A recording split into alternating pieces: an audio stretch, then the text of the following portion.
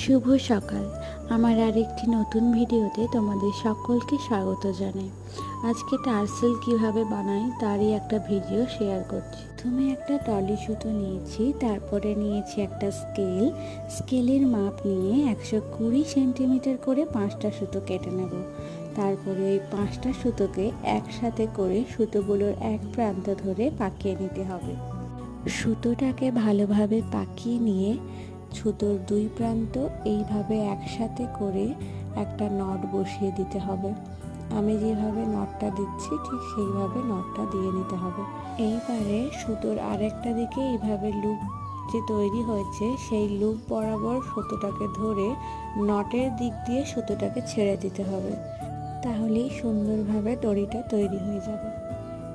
সব সময় লুপের দিকটা ধরে নটের দিক দিয়ে ছেড়ে দিলেই ফিনিশিংটা ভালো আসবে। দেখা হচ্ছে নেক্সট